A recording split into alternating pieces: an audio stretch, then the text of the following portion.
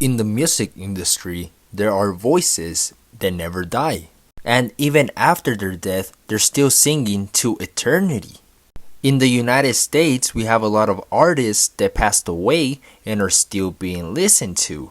And in Mexico, we do as well. And one of the artists that after years we are still looking back to and realizing that he is one of a kind is Jose Alfredo Jimenez, the man who wrote over 1,000 songs without ever studying music, the man who sang with the truth of his pain, and the man who some say was cursed by his own passion. This is the story of Jose Alfredo Jimenez, and who I tend to believe is the king of mariachis before even a king was settled. Jose Alfredo Jimenez Sandoval was born on January 19, 1926 in Dolores Hidalgo, Guanajuato, a small town that will one day be known as La Cuna de la Independencia or La Cuna del Rey de la Canción Ranchera. In English, it'll be the crib of the independence or the crib of the king of the mariachi music. His father, Agustin, was a pharmacist. His mother, Carmen, was a homemaker, a stay-at-home mom. The family lived modestly, but Jose Alfredo's childhood was filled with music, not from music lessons or instruments, but from life itself. He was always around music. He once said, "Yo no sé de música, ni sé tocar la guitarra, pero las canciones me salen del alma." In English, he was saying, "I don't know nothing about music. I don't even know how to play a guitar, but every song that I play comes out of my soul." And at 11 years old, tragedy struck him. His father died, leaving the family in financial ruin.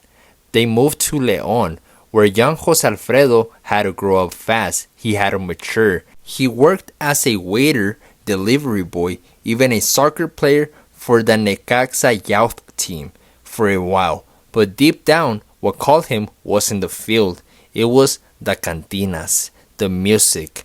In his late teens, Jose Alfredo left León for Mexico City, chasing a dream that didn't quite have a plan.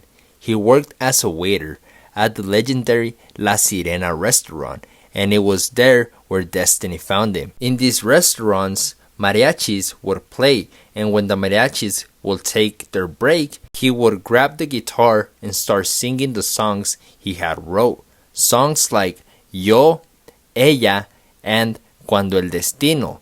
One night, Andrés Huesca, a well-known musician, heard him and was stunned. He asked him, "¿Quién te escribió eso? Who wrote you that?" And Jose Alfredo replied, "Myself." That's when life changed forever.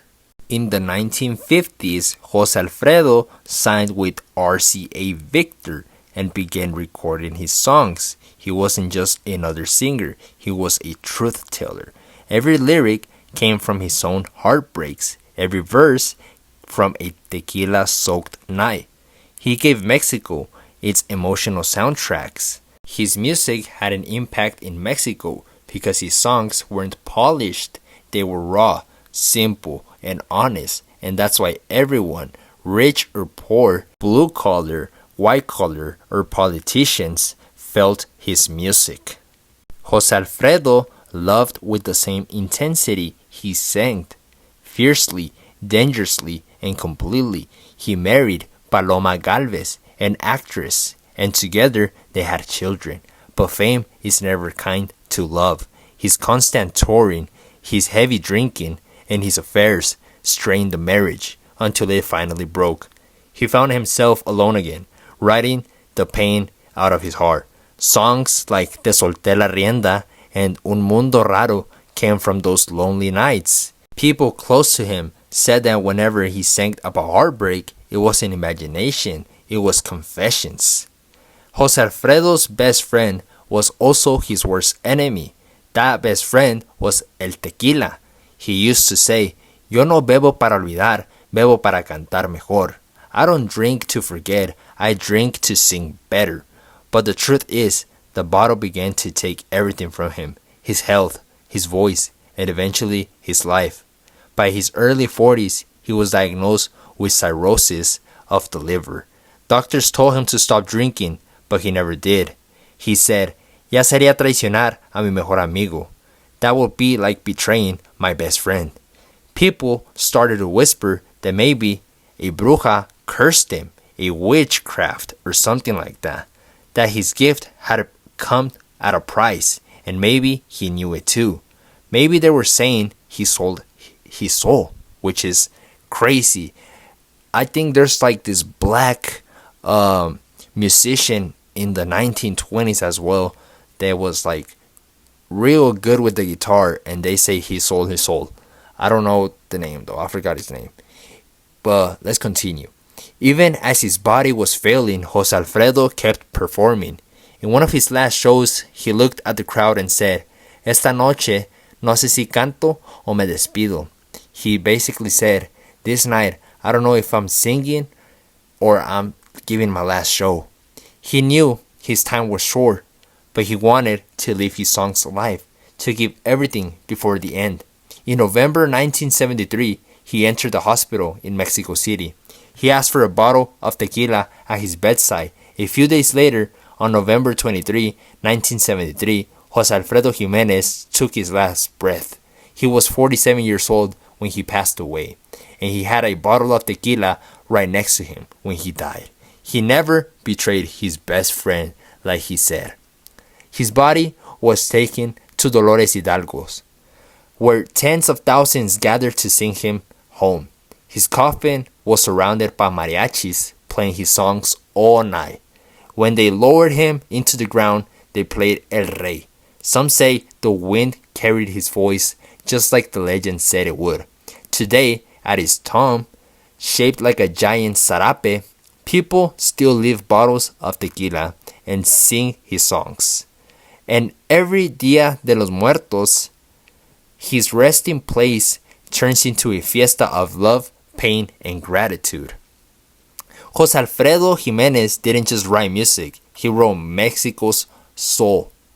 He showed us that heartbreak could be poetry, that pride could hide pain, and that when there was even sadness, there was a beauty behind it.